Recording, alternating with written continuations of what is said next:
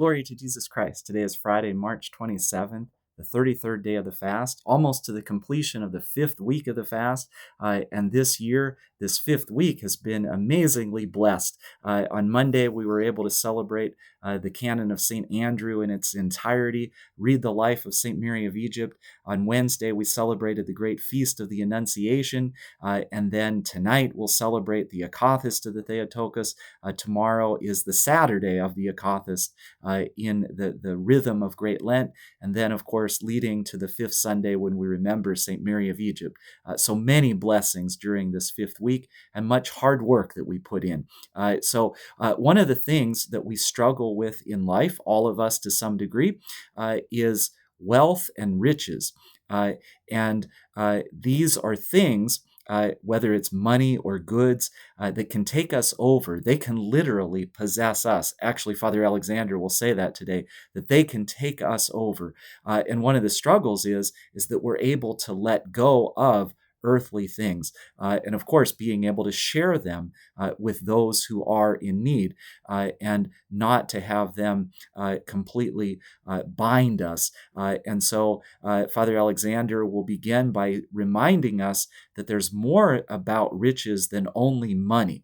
So what he writes today is, we must not think that there is only one kind of wealth, money. One can be rich in youth, possess the assets of talent or of natural endowments, the capital of health. These riches, too, are obstacles to salvation.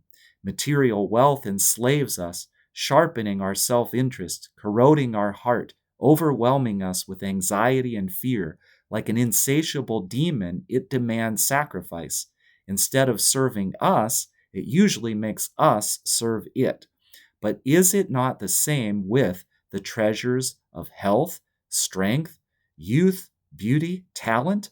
Do they likewise confirm us in our pride and imprison the heart, leading it away from God?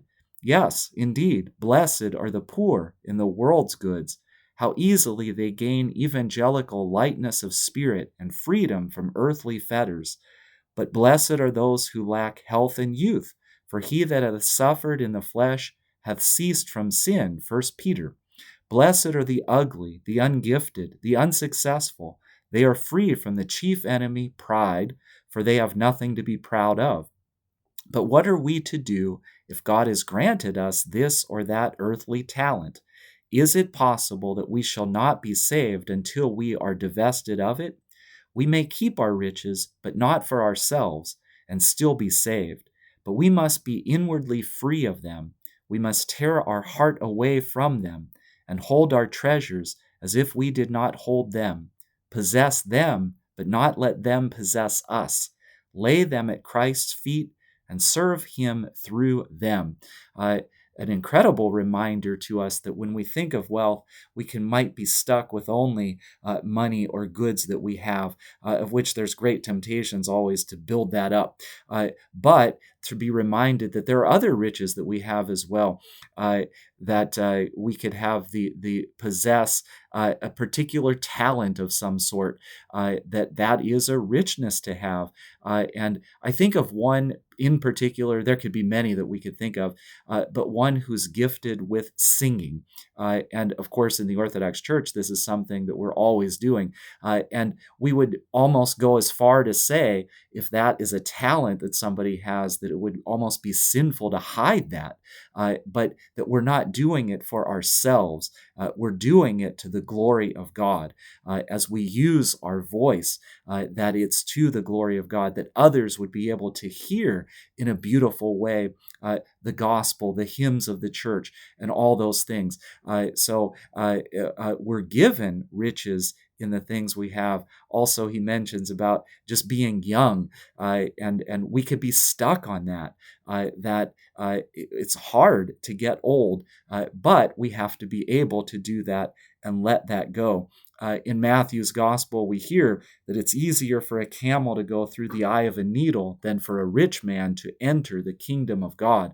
And that is, of course, thinking of material and earthly things, because ultimately we are rich if we have Christ. One of the things that we would always mention during a fast is that there's one thing needful, and that's Christ.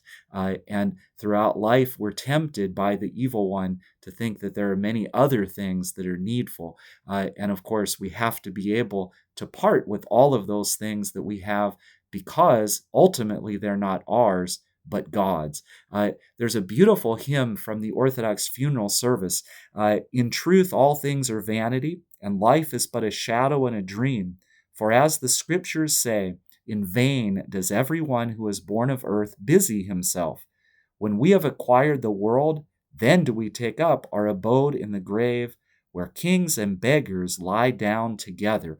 That hymn has always struck me since I was in Cleveland. It was in the year 1997, and we had a funeral at one of our sister parishes of a beautiful woman that would have fallen into the category of not having many earthly things, but just such a beautiful soul, worked hard, tirelessly for the church. And of all things, the day of her funeral was the day of Princess Diana's funeral. And in an earthly sense, what a difference that they would be. The one not possessing much, the one possessing almost everything, and yet that they're on equal footing, and that where kings and beggars lie down together, and that ultimately we have to be able to part with all of the things that we have in our lives. And so I think that there's much for us to reflect on from what Father Alexander wrote there, much for us to take to heart as well.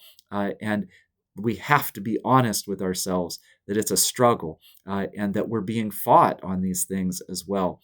The evil one wants us to be concerned about all the things of the earth, wants us to desire to get more and more and more. And of course, then, as Father Alexander says, that leads us to anxiety and fear. And if we can just be able to let go of things, and then we'll be much more calm and peaceful as well.